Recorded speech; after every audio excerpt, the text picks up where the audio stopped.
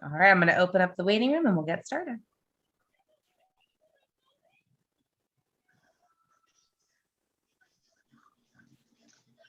Hi, everyone. We're going to get started in just a moment. I see some people still connecting to audio and video from the waiting room. If you can see me and hear me, please also turn on your cameras. We would love to see people's faces and not just names and icons. So if you are able, please enable your cameras. We've also enabled live transcript. So for those of you that need the closed caption, you can turn that on your end on Zoom. In just a moment, I'll throw it to Sari Hartman. She's the chair of our Social Action Committee, and we will get started.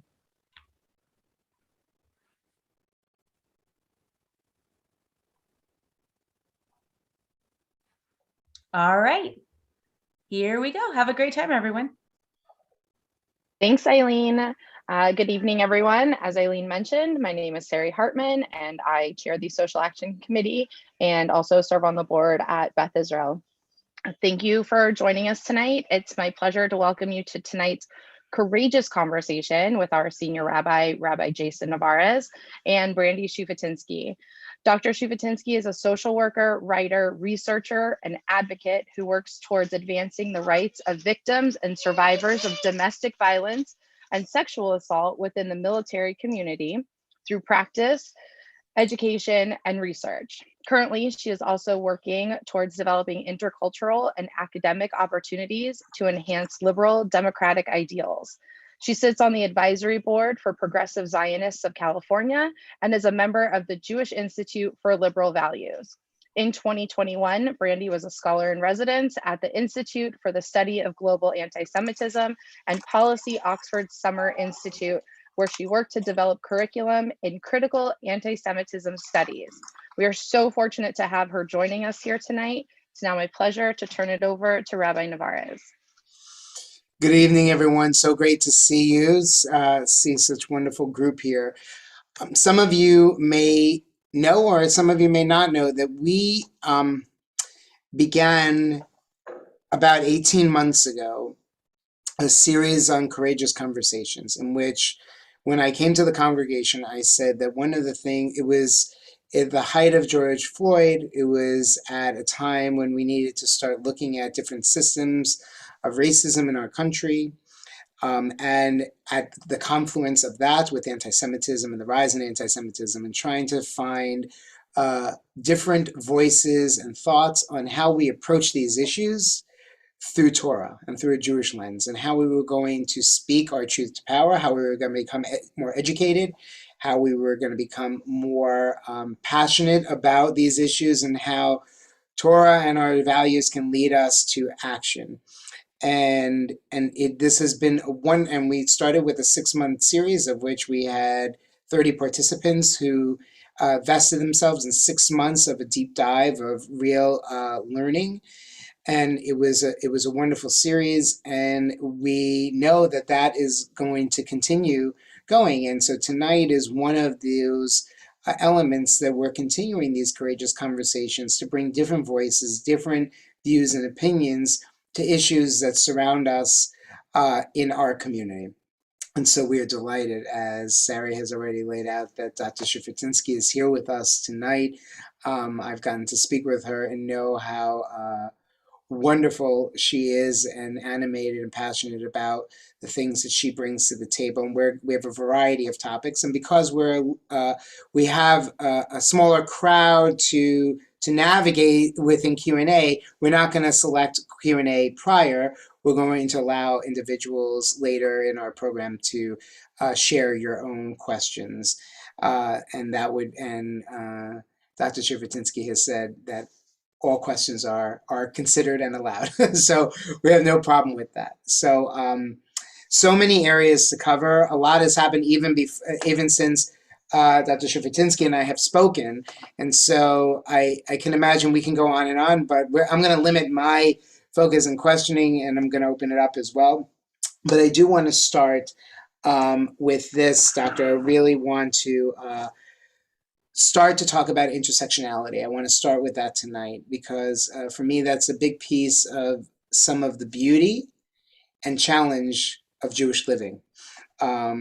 myself, a Hispanic Jew, and the intersectional elements that come from that, sometimes a blessing and a curse. And I want to, and we know that the idea and concepts around intersectionality is a topic that's high on people's radar now. But I really want to start tonight by asking you how you would describe yourself. How do you describe yourself? First, I want to say thank you for having me here. I'm really excited to be here and be in conversation with you, and I appreciate it. And please call me Brandy. The one word I would use actually to identify myself is unapologetic. I don't think that I need to parse or explain little bits and pieces of my identity up front when I meet someone. I have an unapologetic point of view and stance when it comes to my heritage, knowing the people that I come from, knowing what they've survived, what they've overcome, and what they've faced. And I think that that needs to be central and key to a lot of our identities, whether we identify by our ethnicity, our gender, our spiritual practice, etc. Sorry, I got caught off. Beautiful. I love the frame of unapologetic. I think that's a really important one for us to hold because I think there were moments in my life when early on when I did feel apologetic about some pieces of my life, and those were probably because they were undeveloped in terms of my own awareness and understanding and appreciation, and that grew over time and evolved. But that's powerful. So can you shed a little more light on how some of the beautiful elements of the different elements of who you are as the unapologetic, as your unapologetic Brandy self, how that animates in the world today and the passions and the areas that you've become involved in? I mean, I think that there's something to be said for being proud of who I am and my heritage and the legacy of my foremothers and forefathers, while also maintaining humbleness at the center of it, that I'm human, as we all are, and allow myself the grace for mistakes and the room for growth. I think about my immediate family members that came before me, from my grandparents to aunts and uncles, to my elders, to just my ancestors, and what they've their story, what they've overcome, what it took for me to actually be here today is something that I can take pride in, and I can also draw strength from. But that also gives me a responsibility to the future generations, to my kids, to any people that come after me, to leave a legacy for them to hold on to and to look up to, so that they can also move through the world unapologetic. So in the frames that you are involved in today, let's go into one of those frames if you can, because I know you have been so involved in the ethnic studies model curriculum, and especially here in California and your work in there. Can you give a little insight, a little history to your work and involvement in it, where it was, where it is, where you believe it is going, and some of maybe the challenges that are happening with it?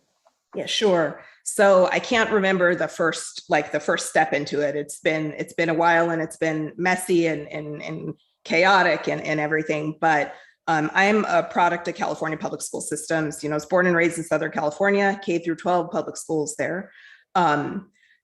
The idea of introducing ethnic studies or just diversifying curriculum in school, to me, is always a good thing. I think when you think about introducing kids to stories that they haven't heard of, or give them an opportunity to actually build their intercultural understanding, awareness, and communication, that's a good thing.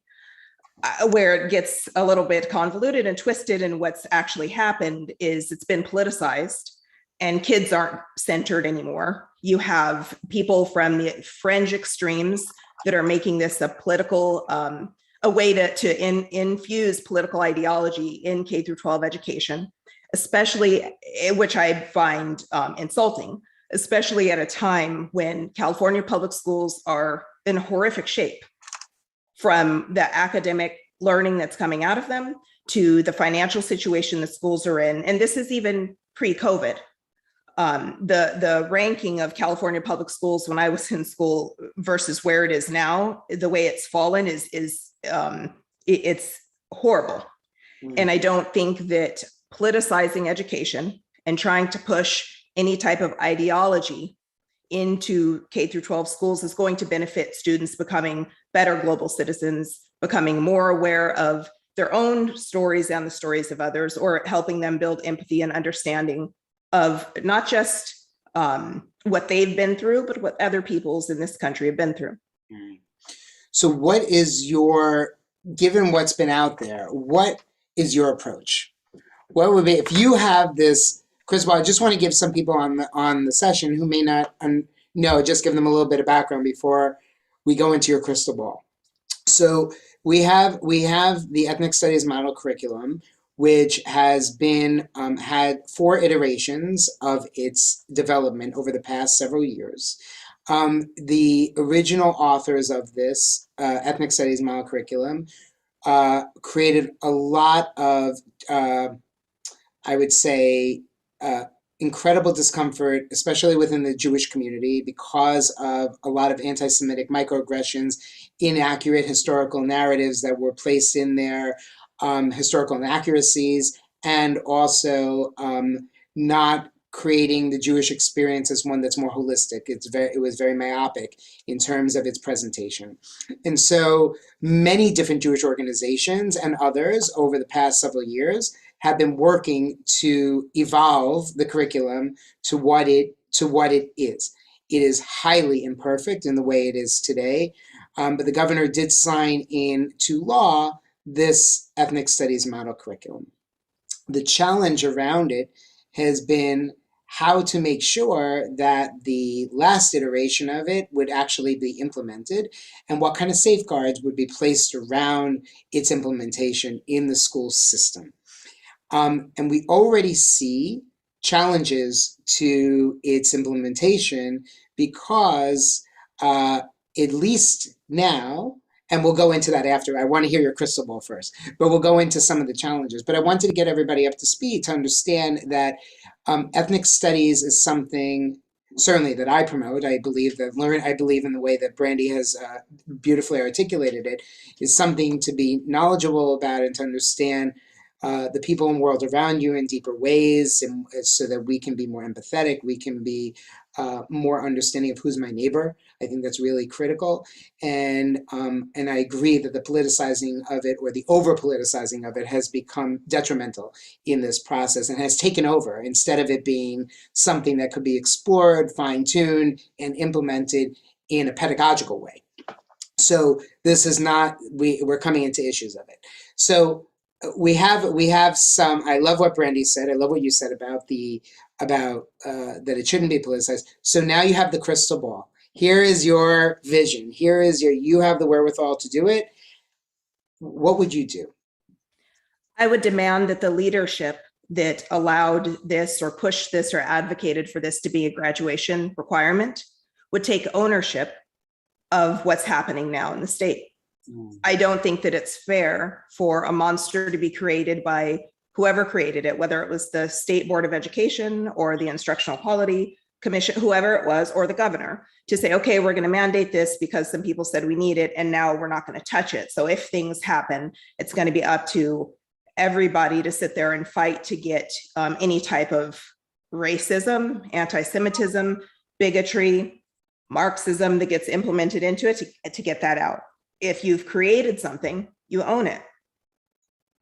So and we know that part of the ownership is the question, right? Who owns this? Does the government own this? Does the schools, does the state own it? Do the individual districts own it? And that has been some of the challenge. So we're watching this play out in real time in the Bay Area. Mm-hmm. One of the Bay Area school districts have recently voted to adopt the original version of the liberated ethnic studies curriculum, which was crafted by a number of individuals who place a lot of these inaccuracies and challenges within the context of the curriculum. And the school board voted to bring this into play.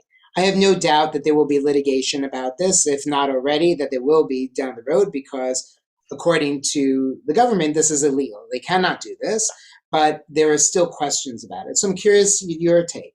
So now these people that own it, that you believe should own it, right? That, or there should be some accountability, Yes. that they have kind of gotten released from that version now, and they're free to do whatever they want to do and implement it and implement their version wherever they want to. So I'm curious to get your take on this. Well, this was one of the discussions and where there was disagreement within different community groups, including the Jewish community, when all of this was going on before AB 101 was signed, where it was signed into law as a graduation requirement, was, well, okay, what do we do when some school district in the state of California decides to go with the original version of the ESMC? And leadership, state political leadership said things, well, we'll put these guardrails in place, which is good, but it doesn't prevent it from happening, as we see, because districts are signing on to adopt the anti-Semitic, very narrow, ideologically narrow version of the ethnic studies model curriculum that many different people in positions of political power in the state of California said would never see the light of day, from the governor to the state superintendent. And again, this goes back to, well, a guardrail, a law, a rule is only as good as its enforcement. So what happens now when a district decides to adopt this version that was rejected by the state political leadership, and they're using taxpayer dollars to fund this group to come in and provide not just curriculum development, but teacher training? And it goes back to responsibility. And when I say like a ownership of it, that's what I mean. It's responsibility. You don't get just, a leader shouldn't just be in a position to pass a law and mandate something and then drop it and leave it for everybody else to clean up when it becomes a mess. And there were many people that actually spoke out against the mandate for this to be a graduation requirement, really just because of this. They said we should not make ethnic studies a graduation requirement because once it's passed, the leadership is going to drop the ball and not take responsibility for what comes out of it. And as we're sitting here today, those people were proven right. And it's difficult to say that when you actually support ethnic studies classes. And I think that another piece of this, to me, that it goes a little bit down a different path, but if the idea is really to tell the stories of people who have been historically marginalized or left out of curricula, I mean, that's not just done through the discipline of ethnic studies, it's done through the discipline of history, it's done through the discipline of art, it's done through the discipline of literature. So I would ask why we've gone down this really narrow lens of letting just a select few academics decide that no, we're this discipline and the only way kids can learn about real history is if they learn it through our lens, versus going to historians or multicultural education professionals or English literature professors. So we have people, thank you for that. I think there was a beautiful response to it. And I think I'd like to dovetail off of that. We have people on this session, Tamar Caspi, for example, who is one of the individuals who's really pushing against, and trying to really hold on to the safeguards, right? Trying to make sure that school districts know what they're getting into, and I appreciate those outreaches, and we need that, and that's really important. I think what can we do as everyday citizens, as people who live as citizens who dwell in California? What can we do on the ground, even if we don't have kids in school, even if that's just who, we just live here? What can we do to really have our voices heard? What do you think we could do? I mean, this is the beauty of living in a democracy. And this isn't something only for parents, because everyone pays taxes and schools are funded by taxes. And thinking about what type of community we want to have in the future as citizens, as taxpayers, we're all participants in this democracy. I think something that can be done is going to the school board and letting them know that, okay, we understand that this is a graduation requirement now. And we also understand that in order to follow what came out of the state, the liberated ethnic studies model curriculum does not follow that guidance. So there are other forms of ethnic studies courses that would qualify. Asian American literature class counts as an ethnic study for the requirement. But we can go down the list. So if that's the case, I would advocate a district to move away from anything that's controversial just for the sake of controversy and look at what's really important, which is educating kids. Mm-hmm. So you bring up that there are different lenses through which we can do that, right? Yeah, and you even you spoke about history, you spoke about Asian studies. When I was in high school, we had Holocaust studies. I have not seen a high school, at least locally in San Diego, that offers Holocaust studies, for example. It is not a curriculum, and I could be wrong, and please, anybody correct me if I'm wrong. I just have not seen it in any neighboring school district's curriculum. But I think we lose a lot when we don't hear the stories that are specific to the fabric of those different cultures and identities. So something's missing here, but you bring out that good point. So I have another addendum question off of that. So how would you hold leaders accountable in the face of accusations of racism, which often come up anytime someone is perceived as opposing ethnic studies, for example? So what would you think? How would you hold leaders accountable? Well, I think that one of the things that has come up is opposing ethnic studies for what? And opposing what version of ethnic studies? Because again, these are becoming buzzwords. If someone says that they oppose ethnic studies, or do they mean that they don't think students should learn about all Americans and the contributions and experiences of all Americans? Or are they saying that they don't want their students learning that what the liberated ethnic studies group is pushing, which was what was rejected by the state? I think that it's actually important to know the answer to that before figuring out how to respond to, well, oh, you're racist because you don't support ethnic studies. And some people maybe some people don't think students need to learn about all Americans. That could be the case, but I doubt it. And there have been polls that have shown this. The vast majority of Americans support students learning about the vast majority of Americans. Mm-hmm. What gets where we split and where there's that friction is when you bring in this narrow ideological version of things. Right. And that narrow ideological version can lead to questions around racism or discrimination and such.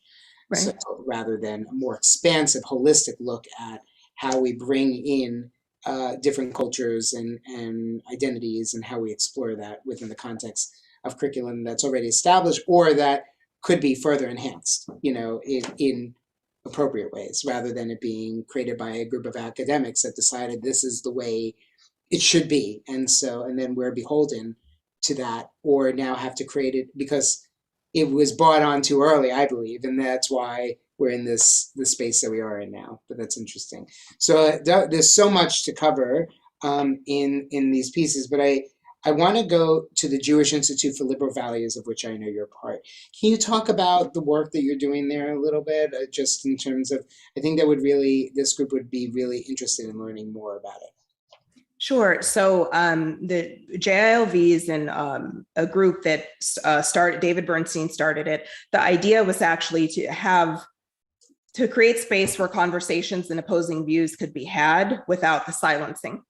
Mm. And I think that one way we're seeing this happen is what's been happening in California with the ESMC. Another way we're seeing it across the country is with book bans. And the idea of just anyone who disagrees with me, they need to shut up, they need to be censored, they need to be muted, has led to this place where if we're not in conversation, how are we ever understanding each other?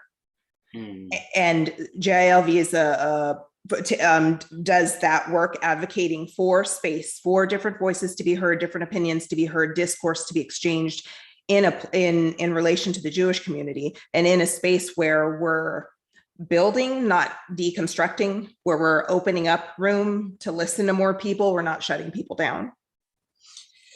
It sounds like a cheder. It sounds like a yeshiva in a sense, right? A time when opposing views could be honored and or that they could be argued or wrestled with, and they can come out with respecting each other in a way. Can you give us, I know ESMC may be one of those issues. Can you give us maybe another example or two of what may be at the heart of some of the issues you're wrestling with? Yeah, so one of them includes diversity, equity, inclusion, and justice initiatives.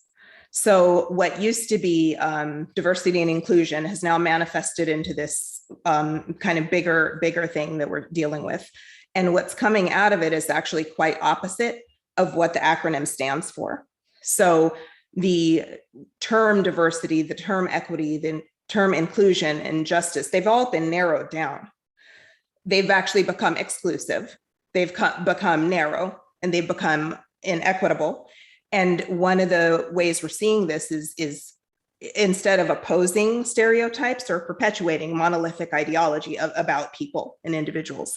And that actually is more to, I think, at the root of how we're seeing this manifest in K through 12 schools, at the college, university level, and also in businesses and corporations. So could you give an example of, I know that ethnic studies is one example of monolithic understandings or even binary, positioning, but can you give an example of what, if you're, where something that's a real-time issue around, let's say, diversity, equity, and inclusion, Sure. What's something that's happening now that is in debate? Sure. So the term equity is now taken on this meaning of equity and outcomes. So if everybody isn't coming to the same outcome, then that means that something was racist, discriminatory, something on the front end was bad, which on one hand, again, I'm a social worker, at the heart, I'll always be a social worker. So the idea of not seeing people as individuals, which is what if equity and outcome ultimately does, it completely erases individuality and meritocracy. In one way that we've seen this recently, which I believe was just reversed when Mayor Eric Adams took over in New York on New Year's, was Mayor de Blasio said, because gifted and talented education wasn't having the same equitable outcome for all students, let's get rid of it. What that didn't bring about more equity. It just actually erased opportunity for kids who are academically gifted and possibly socioeconomically poor. So, I mean, that's one of the most recent examples of that. And we're seeing that manifest in schools that we are seeing it manifest in schools in California, schools that there's a school in particular in San Francisco that they wanted to eliminate a merit-based entrance exam because it's a school for gifted students to allow for more equitable admissions. What that actually was doing then was erasing the individuality. To think that two students are going to come in with the exact same level of learning, take in all the information and get the exact same outcome in the end is ludicrous. Wow. This is as a product of the New York City Public Schools, who went to a specialized high school that required, it was, and I know there were one or two, I think Joe's on here, I know he's a Brooklyn Tech alum. Brett Stevens, I believe he sent me the article, wrote a piece about it today about the school systems and about the disparities or the issues around these challenges. Is that what I experienced first and foremost in the schools was an incredible diversity and a socioeconomically massively diverse school population that was only able to do that with the opportunity to get into a magnet or a specialized school. And so I think it provided for those opportunities and the gifted and talented programs as well in the areas. So I understand that. How do you, when you talk about it through JILV, where does Torah come into it? Curious. I think it comes into it with just the ideas of if you look at the heart or root of a lot of Jewish practice and belief, it aligns very well with liberal democratic ideas and values. I think that there's the idea of celebrating each of us as human, each of us as individuals. I think the idea of acknowledging diversity and not making that something to demonize or weaponize. I think that that's where it comes at the heart of it. But to me, for where I sit, it is rooted in Torah and just in my Jewish practice because of being an individual. Right. Okay. Beautiful. Thank you.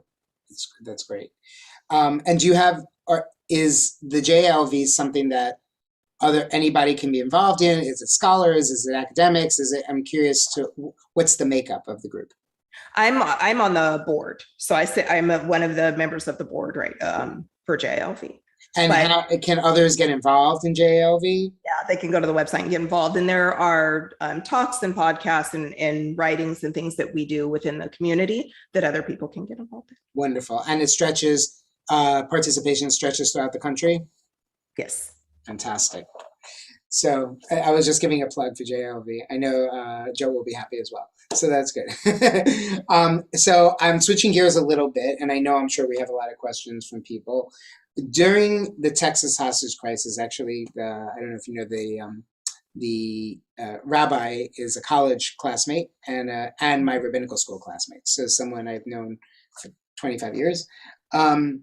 During the hostage crisis, authorities were initially hesitant to call it an anti-Semitic attack, even though the Jewish community knew otherwise.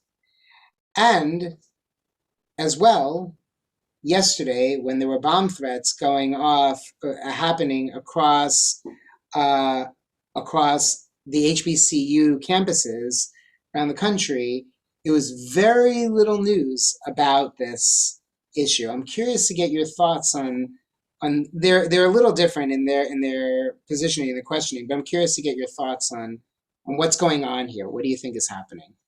I think it's possible that there are two different issues going on there. I think with any type of anti-Semitism that we're seeing currently and have seen over the past couple of years, if it's not being perpetrated by right-wing white nationalists, it's not being called anti-Semitism, or it's being ignored. I think that there's a fear of being called Islamophobic if there's an acknowledgement that Islamist ideology hates Jews. That should not be a controversial statement. History's shown it, current events show it, but we're seeing that. If a Jew is attacked in the street and the person that attacked them isn't white, it's being completely ignored and brushed under the rug. We've seen that since the conflict with Hamas. We see it regarding the conflict with Hamas, how it's reported, where there's a terrorist group of people who aren't considered white attacking Jews. And so it's not being called out for what it is, which is Jew hate. I think, and I'm not quite sure with what was going on with the HBCU issue and the bombing threats, except I do know that the FBI recently arrested, I believe it was 4 or 6 minors for it. And so if it was an active investigation going on, that could be why. Besides that, I'm not sure why it wasn't widely reported. But I mean, so many things aren't widely reported on corporate media. Right. And so it was just glaring to me and some of us as well. We were talking about it yesterday, some of us, even in our social action group, to think about what's going on here, with mainstream media. We know that there are many issues with mainstream media and where they position themselves, but it just seemed like here was an act of terrorism in the sense of bomb threats being called in and it not being reported. When we have that, we've seen it in school districts, hyperlocally, we know that they're reported, they're on the news. It just seemed like this was a small little, I had to really search through Google to find much about it at all. Had it not been mentioned to me, I wouldn't have known about it, period. And it was glaring to me. Its lack of reporting, but I understand we're not sure what was going on with that. But I agree with you with with regard to the anti-Semitic attacks, that because it's not because of the non-white, if it's not white in that sense that it can get othered in some ways. So given, so I'm going to take it a step further, and I'm going to go to ADL because I know you've been involved with it. I think your son Noah's on tonight. I saw his screen on for the show, and I know he's been involved with this. Curious to get some of your thoughts on this. We have ADL has had a definition of race over the past 2 to 3 days. We know that the remarks of Whoopi Goldberg brought to light the question around Jews and race. We know that Hitler identified Jews as a race. That is clear, that is fact. And we know that the ADL did not include Jews as part of race, and now is kind of shifting gears around it. So I'm curious to the conversations that you've had in the past couple of days, what you know about it, what your thoughts are about it. We'd love to hear. Sure. So I'll start just with the idea of race in relation to Jewish people. Jewish people predate race, at least the idea of race, how it's used in the United States of America. I accept that people identify how they wish. I personally reject the term white Jews. I think that that's been weaponized as a way to then take a definition of race that discounts racist acts against white people, especially by non-white people, as we saw in Texas. And it weaponizes it and allows for the ignoring of what that actually is. The concept of race being color-based is very American-centric. You don't go anywhere else in the world and talk about race in the terms of it being color like we do here. And so to talk about this for a little bit, when we talk in America about white people, we mean people with heritage in Europe. If Jewish people are a Semitic people, the heritage is in Judea, meaning no matter the skin color, they're not white. So I think that rejecting that notion would play a big part in Jewish people who look like me not being othered when I walk into Jewish spaces. And so that's a bit aside from what you were saying, but it's an important one, hugely important. It's something that's important because one of the first things I saw while those people were still being held at gunpoint and under threat of being bombed by that terrorist in the synagogue in Texas, one of the first things that was coming out of some Jewish people and non-Jewish people was, well, we can't increase security because it's going to make Jews of color feel unsafe at synagogues and Jewish schools. I find that highly offensive for anyone here who thinks if I was in that synagogue that terrorist wouldn't have wanted to murder me because I'm Black and I'm Jewish. They're crazy. My kids go to Jewish school. I want them protected from people who mean them harm because they hate Jews, regardless of their color. But that doesn't mean that people who look like me walking into Jewish spaces in America don't face questionable looks and sometimes just outward questions of, oh, what are you here for? Or how are you Jewish? But I think that one of the reasons I've faced that is because of this idea of the Jewish community accepting the terminology that has been used in America regarding race in regards to skin color. So given that presentation which gives us a lot of food for thought in terms of how we identify race as color, as opposed to region, ethnicity, something other than color, right, outside the United States. Given how prominent the role of race that plays in U.S. history, as you noted, is it possible to change how race is discussed? Like, is it possible to redefine how most Americans think of race? I think it's possible for us to each redefine how we think of it. So in that case, then it would be in how everybody else or how everybody thinks of it.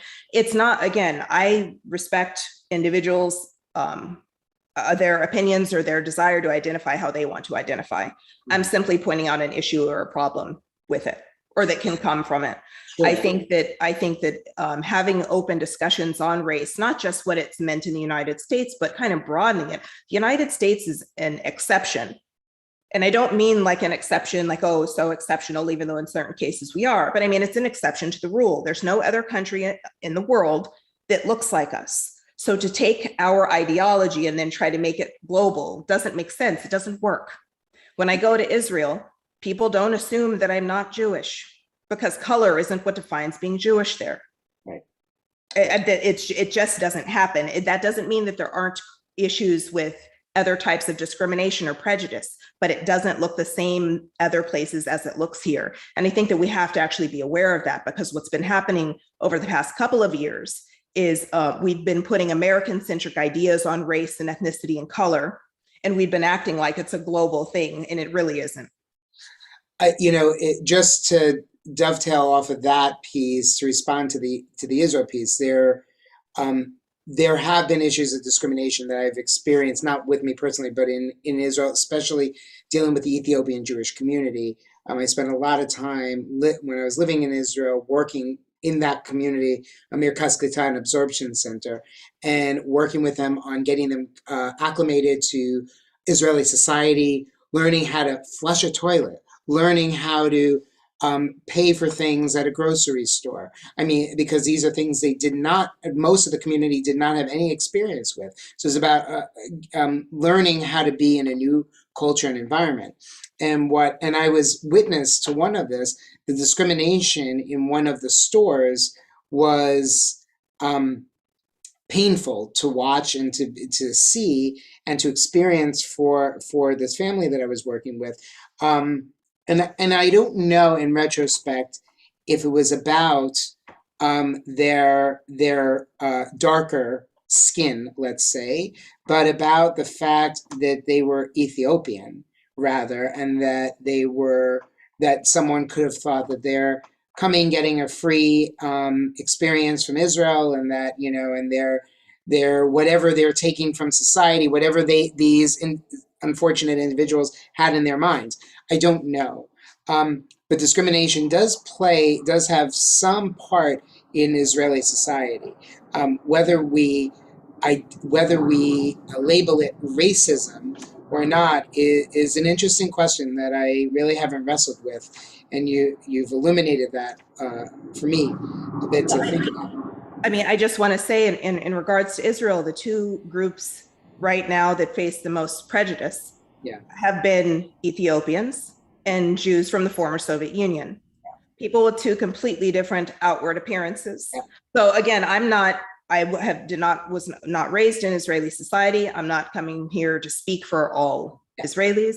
I know that there have been instances and a legacy of discrimination there. Mm-hmm. I'm just pointing out that it's different than the legacy of discrimination here. Yeah, no, I think it's a very valid point, and really something for us to consider as we continue working with it. And I think also you brought up the point of that it doesn't necessarily negate that a person that may have a skin tone that's similar to yours or others, that they wouldn't have an experience of walking through security into a house of worship with certain questions or a feeling of discomfort. I've had those personal questions and know of the personal experiences even within our congregation.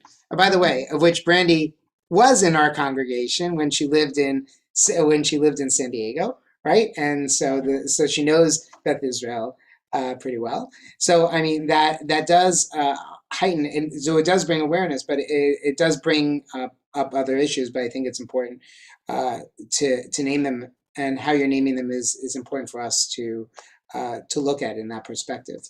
I'm gonna pause for a minute for me because there's so much that you're covering, and I want to open it up to some questions from our community.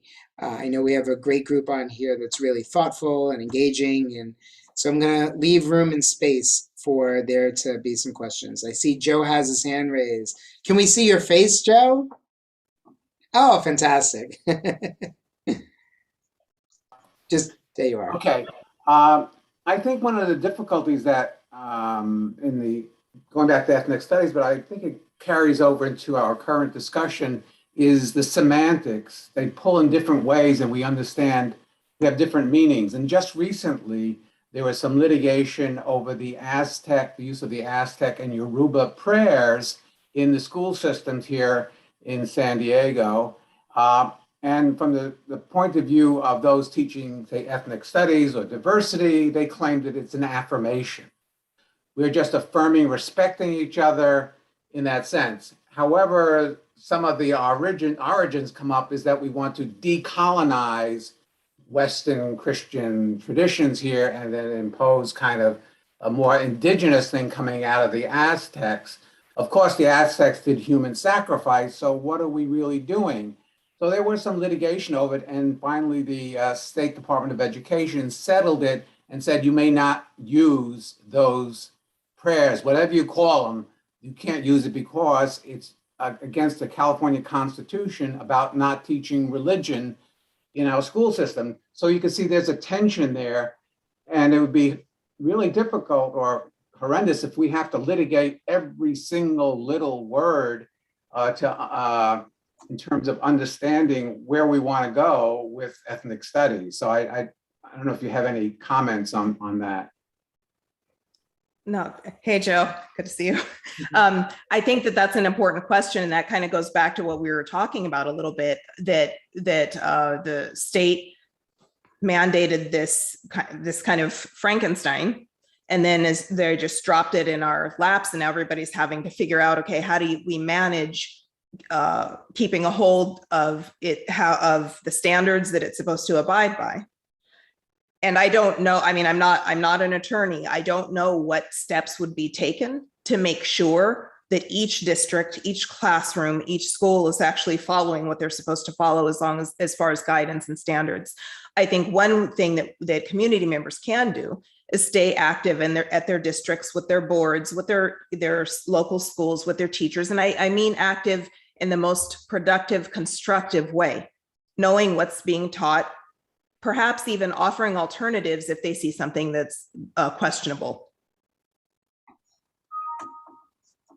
Beautiful, thank you.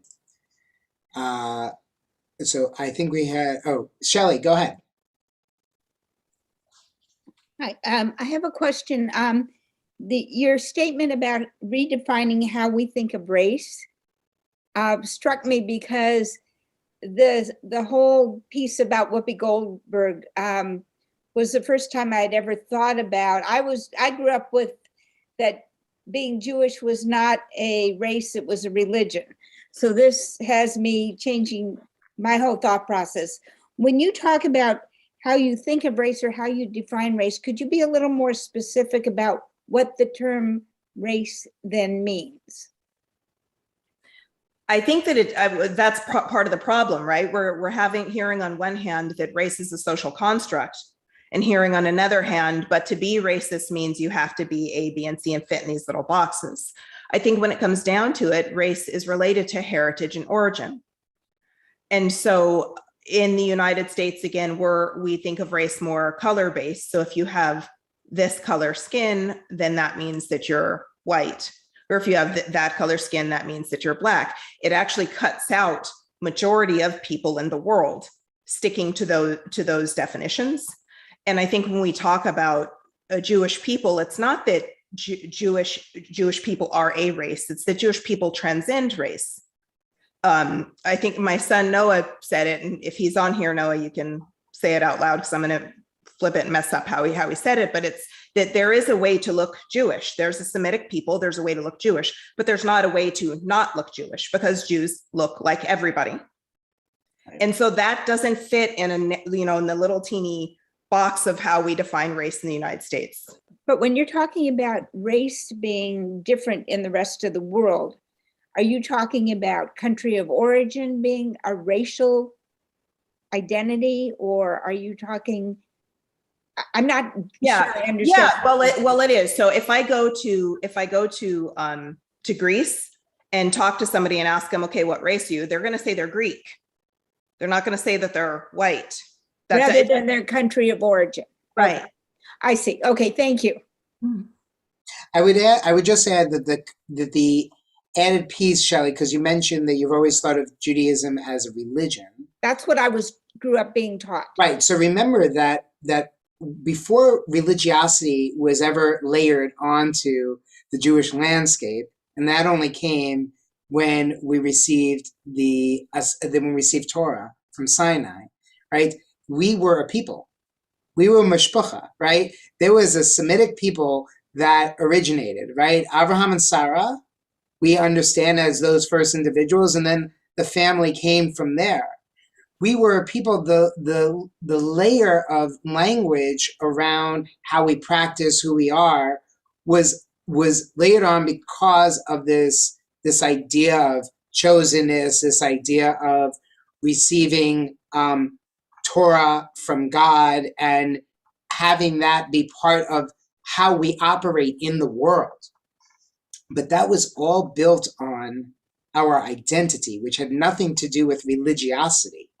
Religiosity was the secondary piece that added to the complexity of what we experience as Jews. I also believe, just personally, that complicates the issues around anti-Semitism because people don't understand that.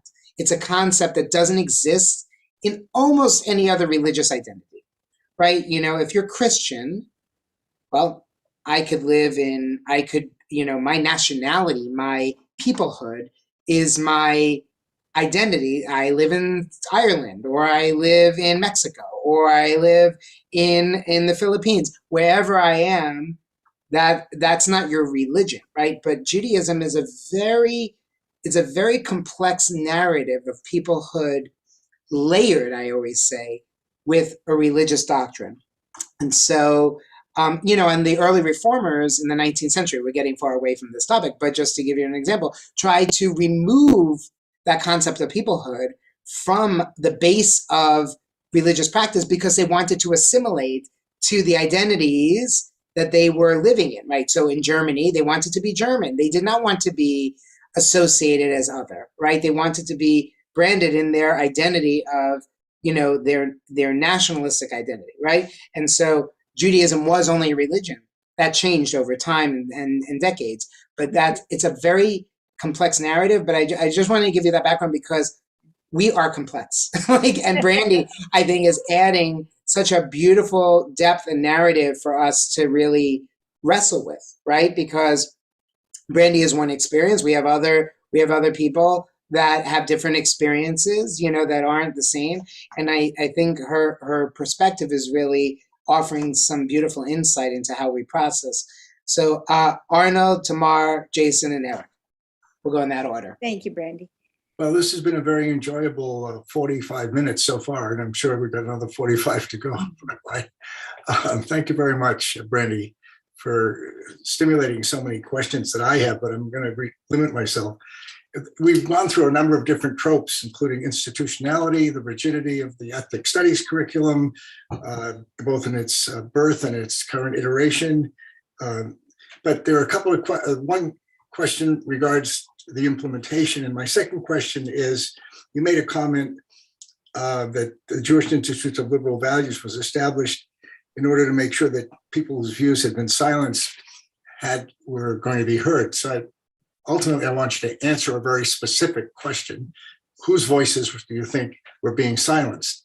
But the real comment I would make has to do with the ethnic studies curriculum. It seems to me that the implementation will be administrative, but the teachers are going to do it, okay? And so the question is, how are they going to be instructed and how much freedom are they going to have? And also, the notion that I would put forward is that we should have a fluid curriculum, not a rigid one. So I'd like you to answer the question about the teachers and also about JLV specifically.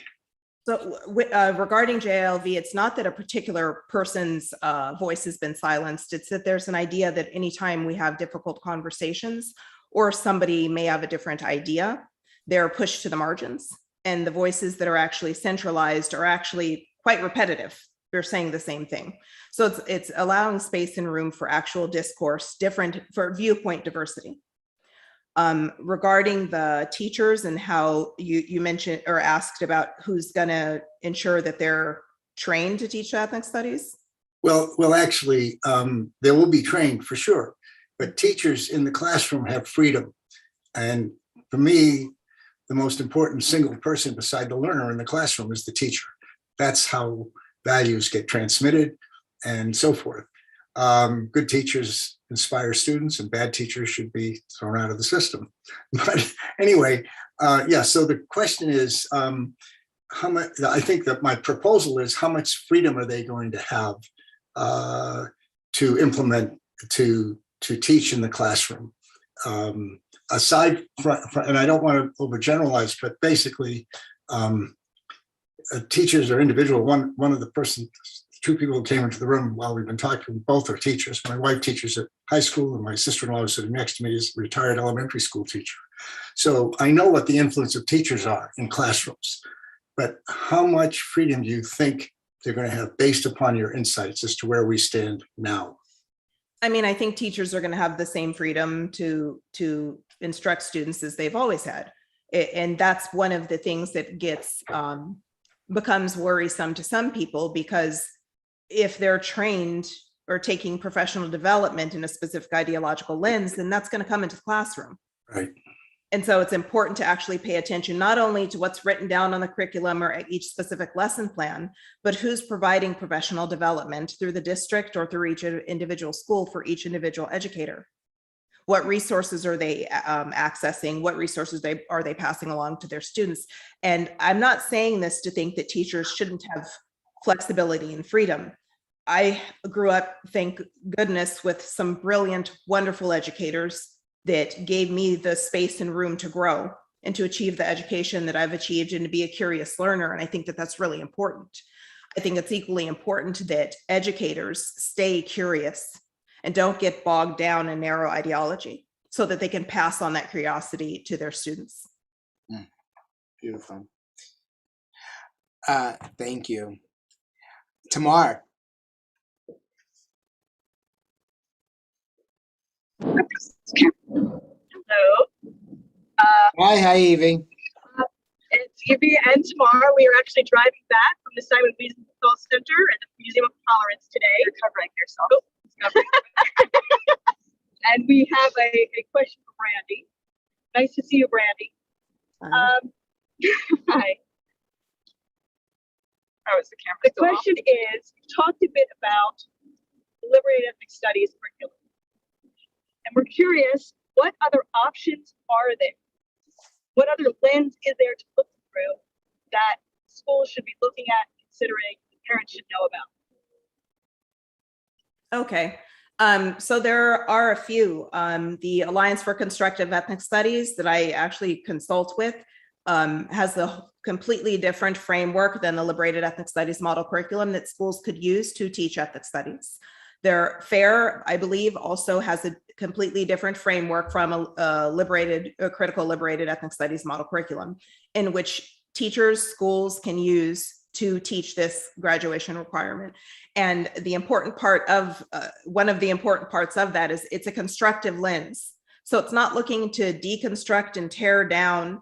It's actually looking to build upon what we have and make something better. It's inclusive instead of exclusive.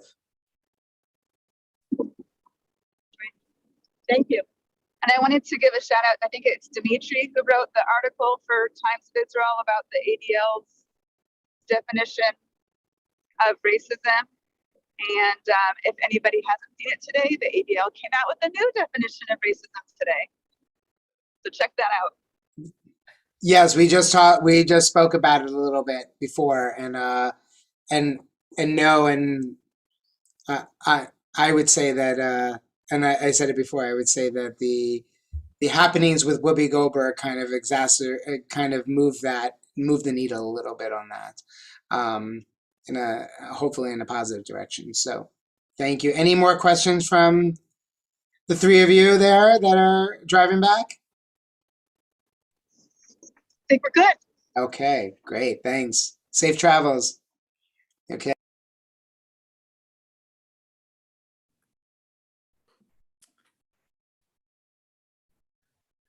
Well, I think I'm going. So Brandy, I was fascinated by the point you made regarding race. However, at the same time, I think we need to acknowledge that certain peoples, based on their countries of origins or their families' countries of origins, have similar histories and similar life stories. So if we're looking to deconstruct race, then what would be the substitute when you're looking at the similarities between the experience of, say, a Nigerian moving to the United States and a Rwandan moving to the United States, or somebody from El Salvador that moves to the United States and Honduras moving to the United States, or even in the context of the API community, when you compare stories of the Japanese or the Chinese. So if we're trying to deconstruct race, it seems like you would lose the similarities of what people have experienced that it can often be tied to the countries of origins of their forefathers. How do you then explain that? I don't recommend deconstructing race. I recommend acknowledging both differences and similarities. I don't think they need to be, I don't think it needs to be deconstructed. I really think it's looking at the context in which we define or acknowledge racial identity in the United States versus how it's defined outside of the United States. And between certain groups, there will be similarities and differences. And I think that it's important to actually be able to hold both of those ideas together without downplaying one in favor of another.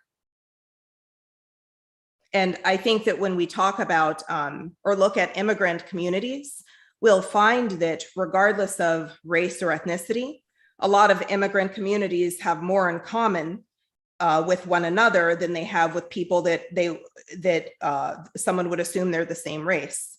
So my husband is a Jew from the former Soviet Union. He was born in Moscow, defected to the United States. His upbringing, he had a lot of more similarities with one of my friends whose parents were born in Haiti. She was born in the United States, but she grew up in a very Haitian household. They have two different outward racial identities, but their upbringings were more similar than, say, my friend who is Haitian American and my upbringing, even though we're both Black. I think the idea of similarities and differences both need to be held.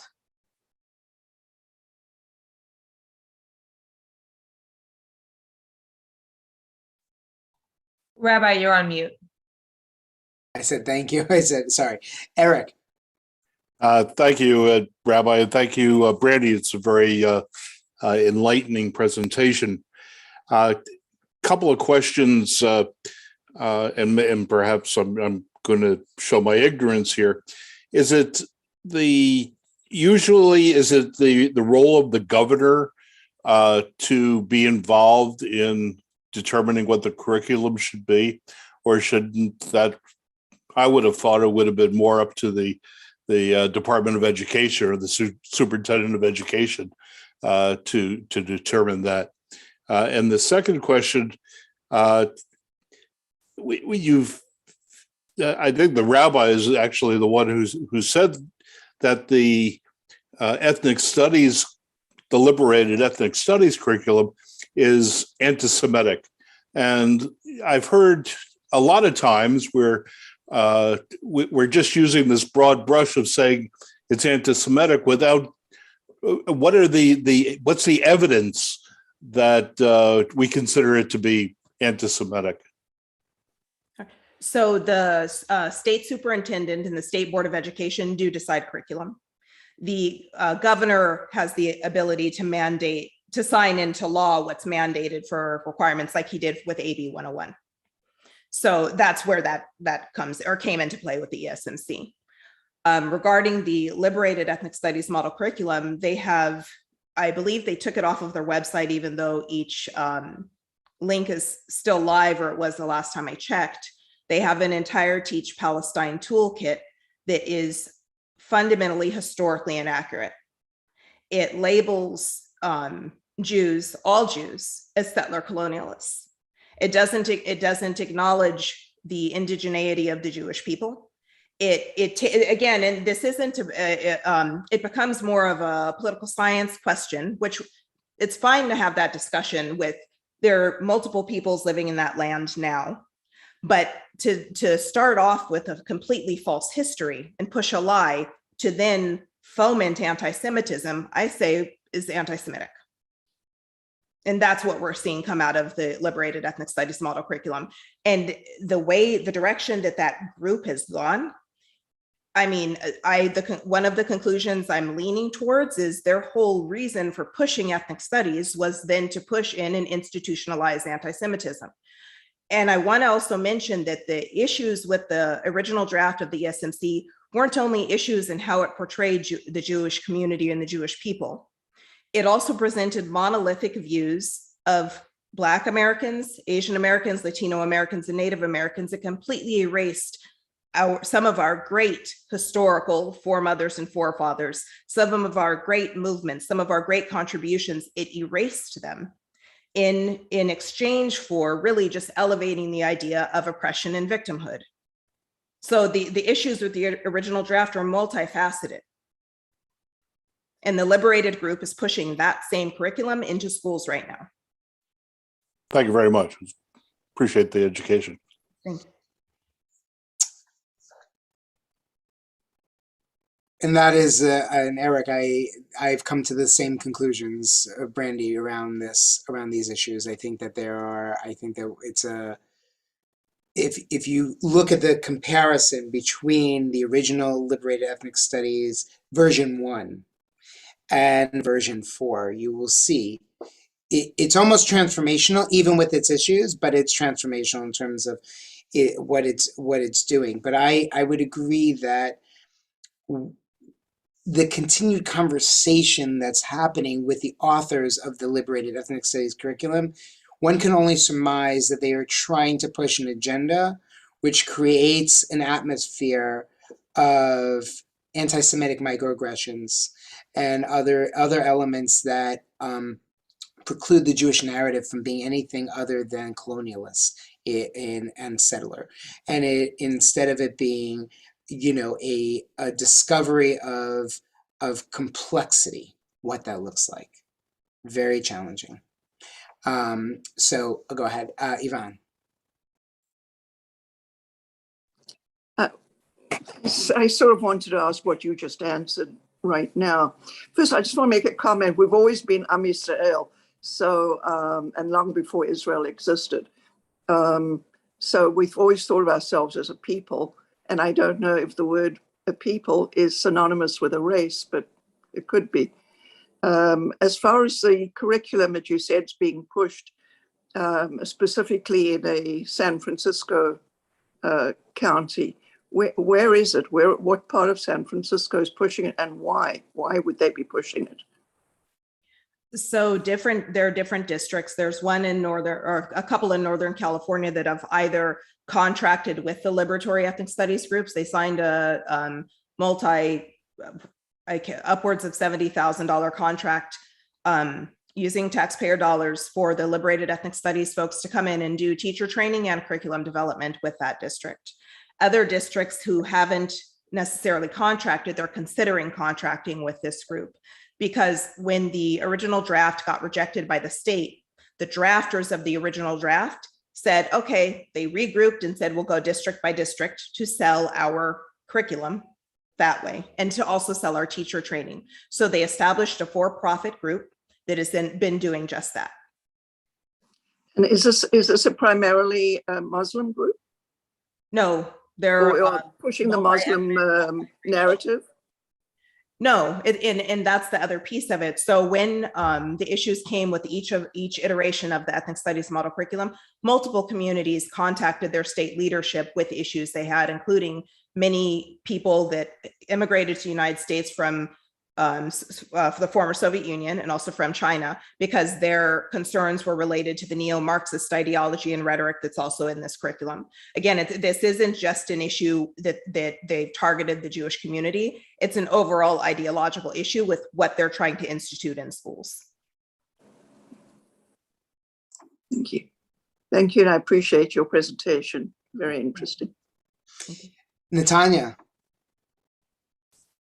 Thank you for taking my question, and thank you. So far, it's been very enlightening. I had a question on this, on kind of a similar vein, but a little bit shifting to look at ourselves as Reformed Jews, in that the curriculum in our religious schools. Do you have any insight about that?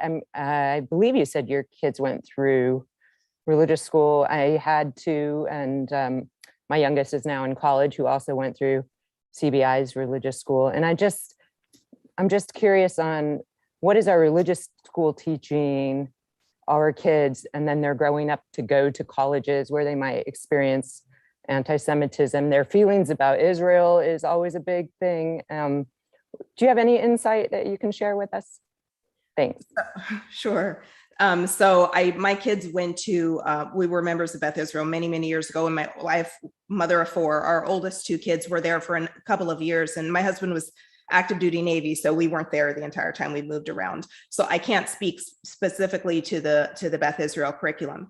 I will say that I have concerns with some of the curricula that's being instituted in not just Hebrew school, religious schools, but also in day schools.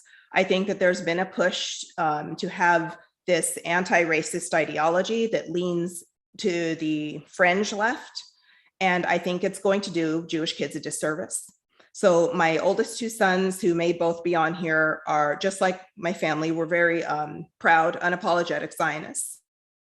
The son actually just finished his service as a lone soldier. He's home in the US visiting right now. He made Aliyah, he's an Israeli. My second oldest is in the process of making Aliyah and will be returning to the land over the next couple of days. When my second oldest son went to university, the level of anti-Semitism that he faced was something that I didn't expect. And if it wasn't for his firm beliefs, his pride in his roots, I could see how he could have just been bowled over by the level of anti-Semitism that Jewish students face in college and university campuses. And seeing how fast it happened, my oldest two kids are 4 years apart. My oldest son didn't have this issue. 4 years later, our second oldest son is in university, and it was just insane. If it stays on this trajectory, I don't see, my husband and I have had this conversation, how we would ever send our youngest two kids to university in the United States of America. I'm not going to send my kids someplace to be a punching bag or a target, or to be made to feel that their heritage is dirty and bad and just something that it isn't. I'm not going to pay a university tens of thousands of dollars a year for them to teach my kid that they're trash and worthless and that their blood is cheap. My people did not go through and survive what we went through to do that. And I really hope our Jewish institutions take heed that that's the direction that a lot of this ideology is leading.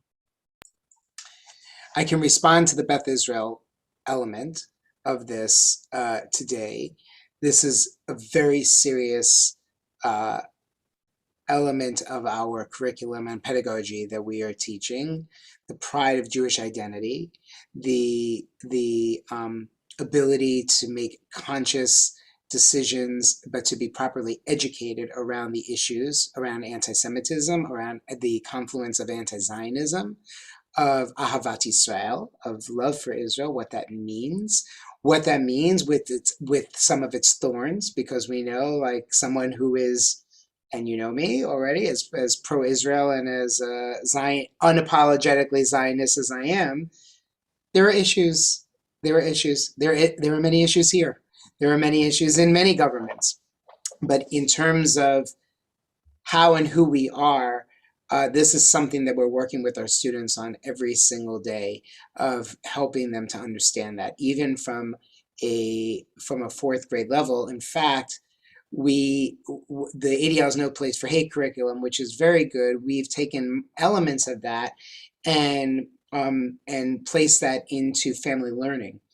You can imagine, I've never thought that in my time as an educator that I would have to teach fourth graders about the word microaggression.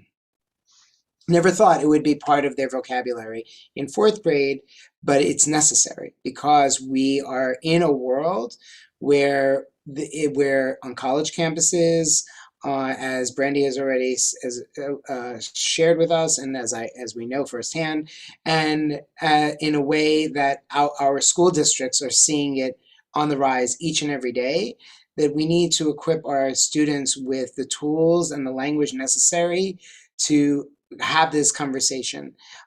When the Amnesty International report came out, and actually I was very proud that the reform movement was way ahead of it and came out with a very powerful statement of, against the report, that that this was something we taught our 10th graders last night. We spent a lot of time working with them and educating them on the issues and the conflict and helping them to understand the bias in that report and try to make sense of it. So on one hand, we're teaching them to have tools, and we're also teaching them about Ahavat Yisrael and what that means to love, but to know that love can come with some criticism. Love can come with challenge, and that, but without a safe and secure Israel to be there, we can't discuss those things. So we're really pushing down on that, doubling down on our efforts to educate. Jason has his hand up. Yep.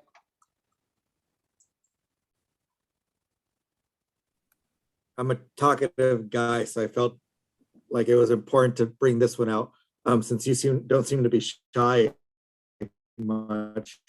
You were clearly impacted by some of the experiences of your children on university campuses, and they don't seem to be shy. So if one of them wants to chime in, that's always nice too. But I was wondering if you could elaborate, because not everybody here has been on a college campus recently.